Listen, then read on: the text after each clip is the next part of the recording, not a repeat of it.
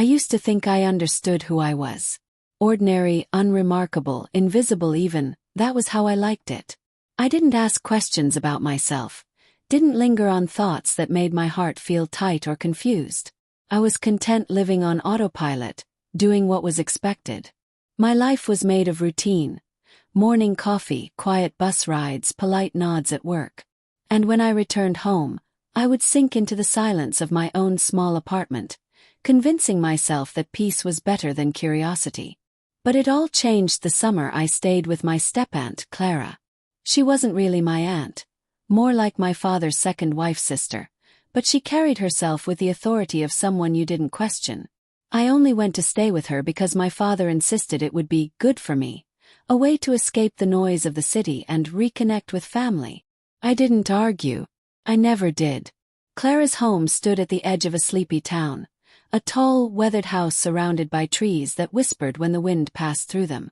When I arrived, the air smelled faintly of roses and something else, something powdery, warm and familiar, though I couldn't place it. Clara welcomed me with her usual grace.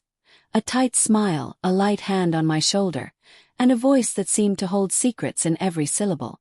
"You look tired," she said that first evening, studying me with eyes that saw too much. "You've been running from something, haven't you?" I laughed awkwardly. "From work, maybe."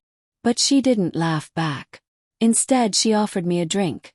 A thick, creamy shake she said she made every night. "Family recipe," she told me, sliding the glass toward me with a wink. "You'll sleep like a baby after this." It was sweet, almost too sweet, and I felt a strange warmth spreading through me as I drank. By the time I reached my room that night, the world felt softer, heavier, like my body didn't quite belong to gravity anymore. I told myself it was just the countryside air. But over the next few days, little things started to shift, almost imperceptibly. My skin felt different, smoother, more sensitive. My voice sounded strange when I spoke to myself in the mirror. Not higher, not lower, just unfamiliar. Even the mirror itself began to feel like an adversary, reflecting something I didn't want to confront. "Are you feeling all right?" Clara would ask every morning, always with that same knowing smile. "You're glowing, dear. You must be sleeping well."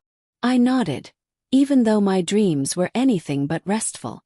I dreamt of being surrounded by fabric, silk brushing against my skin, whispers of voices calling me by names that weren't mine. Sometimes I saw myself in those dreams, dressed in ways I never would be, moving with a strange grace that felt both alien and deeply natural. I would wake up breathless, ashamed, yet yearning to fall back asleep just to feel it again. During the days, Clara kept me busy. She ran a small boutique from her home, elegant dresses, accessories, perfumes, and she said she could use an extra pair of hands. I helped her unpack boxes, arrange displays, and handle customers. But the longer I stayed, the more uneasy I became. The way she looked at me when I held a silk dress against the light. The way her voice softened when she said my name. The way she'd casually say, "You have such delicate features, you know. You'd look lovely in something like this." I would laugh it off, the sound too forced. "That's not really my thing, Aunt Clara." Her smile never faltered. "You say that now." There was something in her tone, not teasing but prophetic, sent a chill through me. And yet, curiosity began to creep in like a slow, silent fog. Every night before bed, I would glance at the rack of dresses in her boutique. The way they shimmered under soft light seemed to pull at something inside me. Something I couldn't name. One night, I caught my reflection in the boutique mirror. I stood there longer than I should have, my mind split in two. One part whispering walk away, the other daring me to look closer. My hands trembled as I brushed my hair back, tilting my head the way I'd seen Clara do. It was harmless, I told myself. Just curiosity. Just a thought. But my reflection didn't feel like me. Felt like someone watching me, someone waiting. When I went to bed that night, the same warmth returned after I drank her evening shake. I told myself it was just a harmless indulgence, something to keep me relaxed. But deep down, a whisper was growing louder. "You're changing." The next morning, Clara left early to meet a supplier, and I had the house to myself. The air felt strangely heavy with silence. I wandered into her boutique again, drawn to it like a moth to flame. My eyes lingered on a mannequin wearing a simple, flowing dress, pale lavender, soft as mist. My fingers brushed the fabric, and the touch sent a jolt up my arm. It wasn't desire exactly, it was recognition, and that terrified me. I stepped back, heart pounding, muttering to myself, "No, no, this isn't me. I'm not." But the words felt hollow, like an old lie spoken too many times. That was the first crack in the wall I'd built around myself. Small, almost invisible, but once it formed, there was no sealing it again. Because that night, when Clara handed me another one of her shakes and smiled that soft, secret smile, I didn't resist. I drank it eagerly, telling myself it was comfort. But a part of me knew, somewhere deep beneath denial, that she was offering more than just a drink. She was offering permission, and I was already starting to take it. The morning after I accepted her drink without hesitation felt strangely different. The sunlight that streamed through my window was softer, the air thicker somehow, as though time itself had slowed to watch me wake. My body felt foreign, my skin almost too sensitive against the sheets. When I sat up, the faint scent of rosewater lingered on me, though I hadn't touched any of Clara's perfumes. I told myself it was just residue from working in her boutique. The scent clung to everything there. But when I stood and looked in the mirror across from my bed, I froze. It wasn't that I looked completely different. The change was subtle but undeniable. My face seemed gentler, my features smoother, almost delicate. My lips looked fuller, and there was a faint color to them as if I'd just brushed them with something. I stared at the reflection, waiting for it to blur, to return to the version of me I recognized. Didn't. Instead, I watched as that faintly unfamiliar person blinked back at me, just as stunned, just as lost. "Maybe I'm just tired," I whispered, but my voice carried a softness that startled me. That was when I noticed something else. The mirror wasn't reflecting just my image anymore. It was reflecting possibility. I dressed quickly that morning, avoiding Clara's eyes during breakfast. She, of course, noticed immediately. "You're quiet today," she said, stirring her tea. "Dreaming again." "I don't remember," I lied. "Oh, you do," she said, her smile knowing and warm. "You just don't want to." The day passed in slow motion. Every time I saw my reflection, in the boutique's mirror, in the glass doors, even in the polished surface of the counter, I couldn't stop looking. There was a pull now, something magnetic that made me want to stare longer, to study how light curved along my skin. And every time I noticed something new, something softer. When the last customer left and the sun began to set, Clara locked the door and turned to me. "You've been distracted lately," she said, not as an accusation but as an observation. "Would you like to talk about it?" I shook my head. "No, I'm fine." She tilted her head. "Are you?" The silence between us was thick. I didn't know how to explain the storm inside me. The confusion, the shame, the small, treacherous excitement that came with it. "You're seeing something new in yourself, aren't you?" she asked gently, stepping closer. "Something you don't quite understand yet." Froze. "What are you talking about?" Clara reached out and touched my arm lightly, her gaze steady and calm. "You've been changing," she said. "Don't look so frightened. It's nothing bad. It's just truth coming to the surface." Her words struck something deep in me, though I didn't understand why. That night, when she handed me another one of her creamy shakes, I hesitated. "What's in these, really?"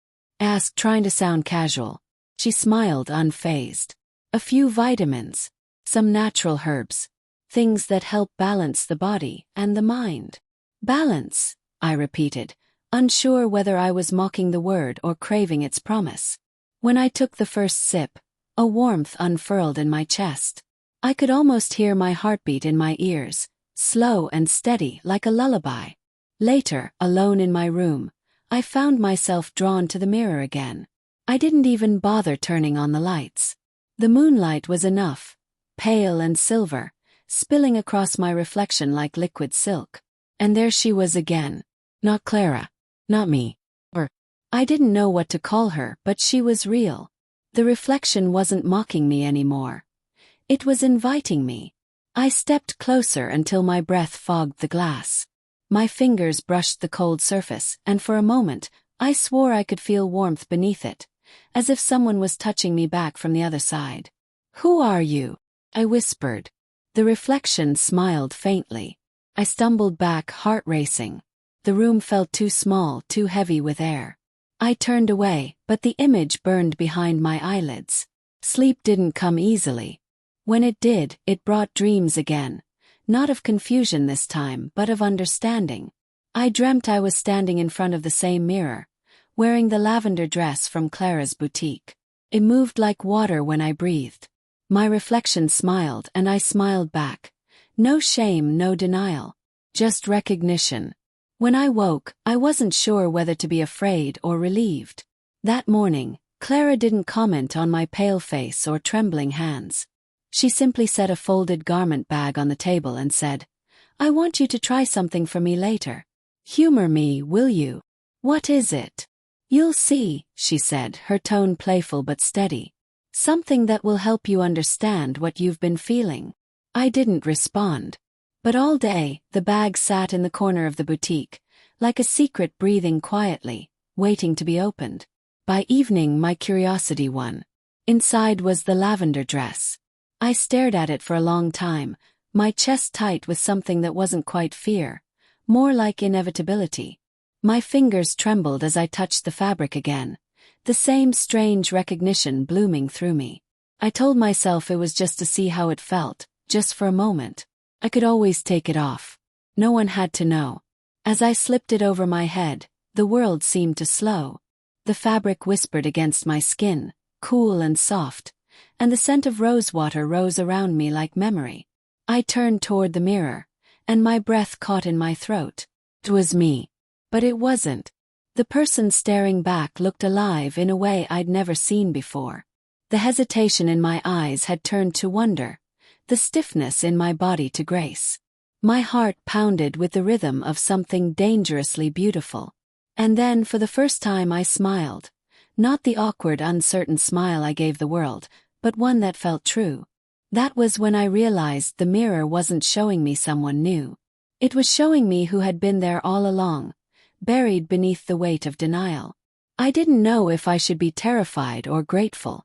Because for the first time in my life, I wasn't sure where he ended and she began. And I wasn't sure I wanted to know. I didn't sleep that night. The reflection lingered in my mind, haunting me long after I had changed out of the lavender dress and folded it neatly back into the garment bag. My heart was still racing, not from shame, but from the quiet, impossible thrill that I couldn't bring myself to name. Every time I closed my eyes, I saw her again, the version of me that shouldn't exist yet somehow did. When dawn crept through the window, I was still sitting there, staring at my hands as if they could explain what was happening. They looked softer than I remembered. Even the air against my skin felt different now, more intimate, more aware. Clara didn't say anything that morning, though I could tell by her calm smile that she knew. She always seemed to know. "You're awake early," she said, pouring tea as if nothing had changed. "Did you sleep well?" "Not really," I admitted. Her eyes lingered on me for a moment. "You saw her, didn't you?" The question startled me so much that I nearly dropped my cup. "What?" She smiled, unbothered. "The reflection. The one you've been trying not to see." My chest tightened. "I don't know what you mean." "Oh, you do," she said softly. "You've been carrying her for a long time. You just didn't have the courage to let her speak." Her words hung in the air like smoke, twisting and curling until they settled somewhere deep inside me. I wanted to argue, to tell her she was wrong, but part of me knew she wasn't. "I don't understand what's happening to me," I said finally. "Ever since I started drinking those shakes, things feel different. I feel different." Clara didn't flinch. "You're not becoming someone new, dear. You're remembering who you are." Her tone was calm, almost motherly, and yet it filled me with fear. "That doesn't make sense." I hesitated. The word "man" caught in my throat like a lie too heavy to swallow. You've always been you, she said. That's the truth. The rest was just costume. For a long time I didn't move. The silence between us pulsed with something that felt both dangerous and sacred. Finally I whispered, "What's in those shakes, Clara?" Her lips curved. Herbs, vitamins, and a touch of honesty. That didn't answer anything, but maybe it didn't need to. Later that day, I helped her unpack a new delivery. More dresses, silk scarves, delicate things that shimmered in the sunlight. I tried not to notice how my hands trembled when I touched them. I told myself I was tired, but the truth was clearer than ever. Each fabric, each color seemed to call to me, whispering something familiar and forbidden. "Try this one," Clara said suddenly, holding up a soft cream-colored blouse. "It suits your tone." "I can't." "Yes, you can." Her voice was firm but kind. There was no mockery in her eyes, only understanding, the kind that came from experience. So I did. The fabric was light, almost weightless, and when I slipped it on, I felt something inside me shift. It wasn't just the texture or the fit. It was the way it felt right, like slipping into a memory I'd long forgotten. Clara smiled as she adjusted the sleeves for me. "See," she said. "You wear it as if it belongs to you." I looked at myself in the mirror again. Really looked. The person staring back wasn't trying to hide anymore. The faint softness in my features, the gentleness in my posture, they were no longer accidents. I couldn't stop staring. I didn't want to. That night, Clara joined me in the sitting room after dinner. The lights were dim, the air thick with the scent of rose and sandalwood. She brought me another of her shakes, though this time, she handed it to me with a different kind of smile, one that carried the weight of quiet truth. "You don't have to fight it anymore," she said. "I don't know what you mean." "Yes, you do." Her voice was almost hypnotic. "You've been denying what the mirror has been showing you for days now. Maybe for years. You've lived pretending not to see, not to feel. But the body remembers. The heart remembers. You can't hide forever."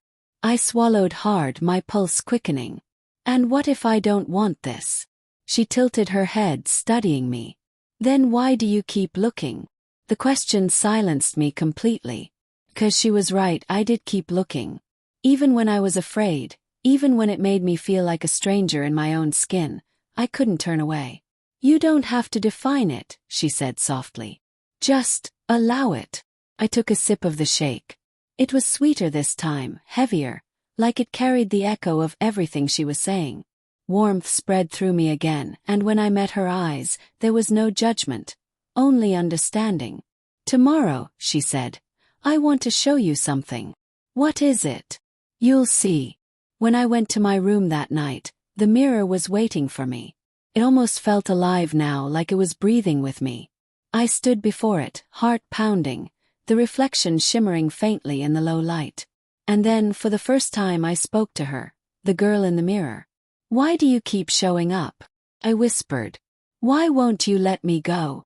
Her expression softened, and in that eerie half-light, it almost felt as though her lips moved, as if she were answering me. "Because you've always been me." I gasped, stumbling back, my pulse hammering in my ears. I wanted to deny it, to dismiss it as exhaustion or imagination. But deep inside, something inside me stirred, a quiet, fragile acceptance that terrified me more than anything. When I finally fell asleep, my dreams were vivid. I stood before the same mirror, wearing the same lavender dress, but this time I wasn't afraid. Clara was behind me, her hands on my shoulders, her voice calm and reassuring. "Look," she said. "She's not your enemy. She's your reflection." And I looked, really looked, until my fear began to dissolve into something else entirely. Something that felt like truth. When I woke up the next morning, I didn't feel lost anymore. I didn't feel found either, just in between. It wasn't peace. Not yet.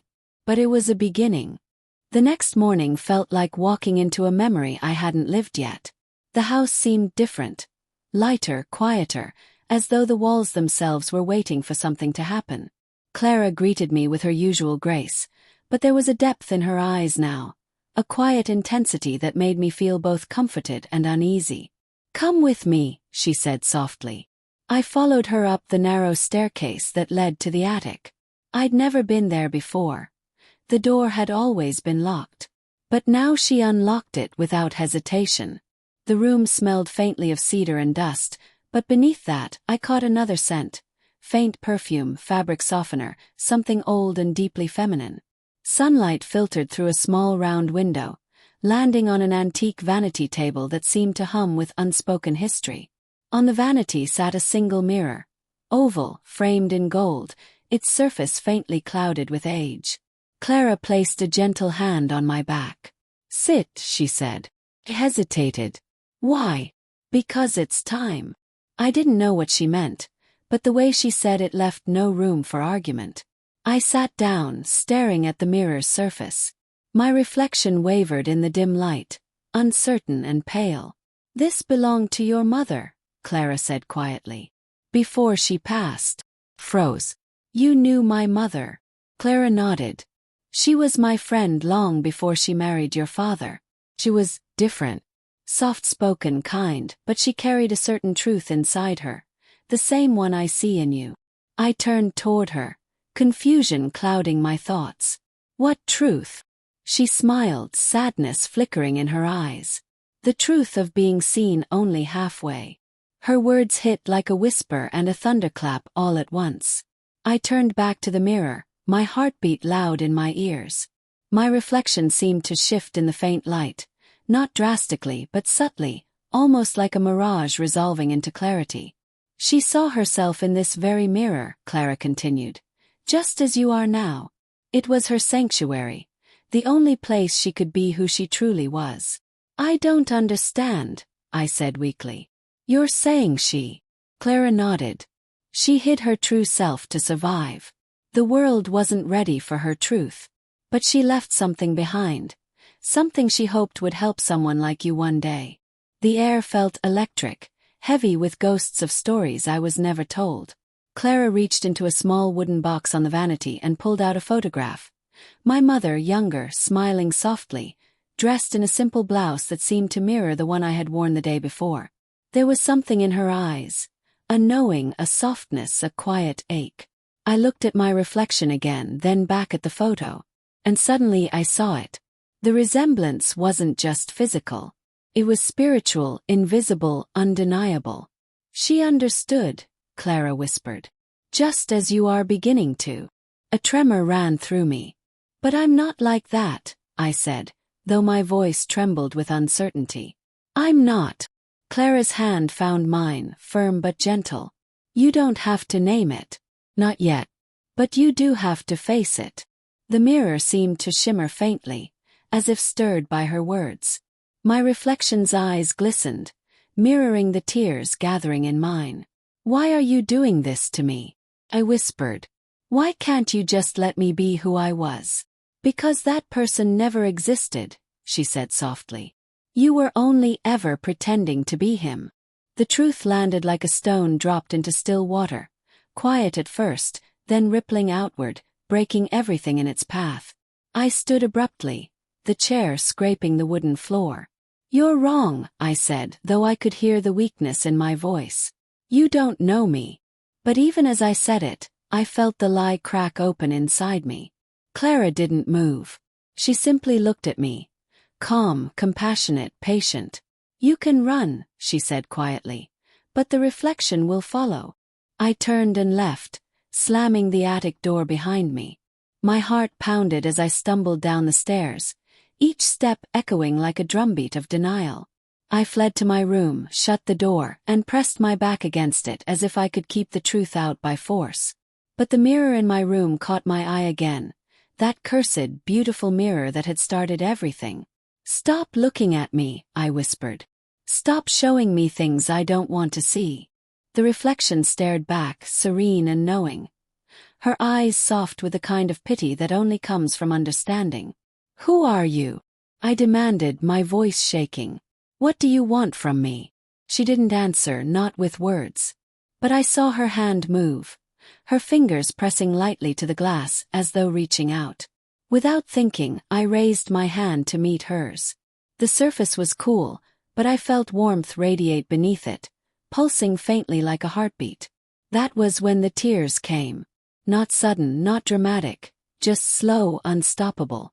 I sank to my knees, my hand still pressed to the mirror. The reflection did the same. "I don't know how to be you," I whispered. "I don't even know who you are." Her lips moved soundlessly, but I understood her anyway. "You already are."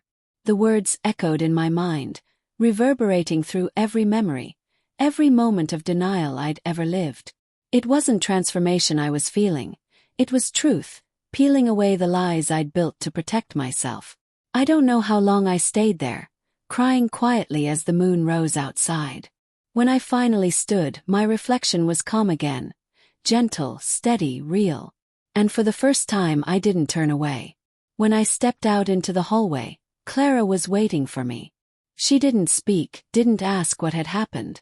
She simply opened her arms, and I stepped into her embrace. "You faced her," she said softly. "That's all she ever wanted." My voice broke. "It hurts." She nodded. "Truth always does. But it's the kind of pain that heals."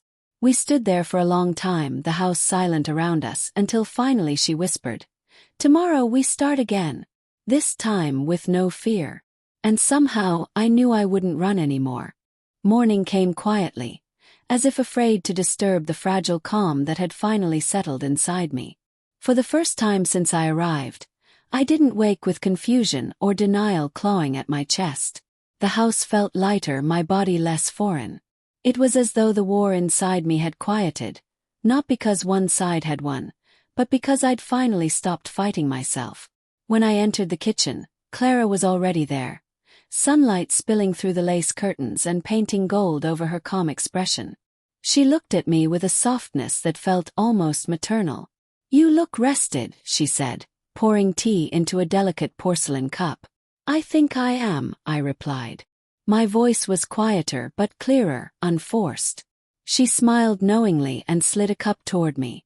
"No shake this time. Dressy. Warm, fragrant, simple. You don't need the mixture anymore," she said. "You've already let go of what was holding you back." I sat down, fingers curling around the cup. The warmth seeped into my skin, grounding me.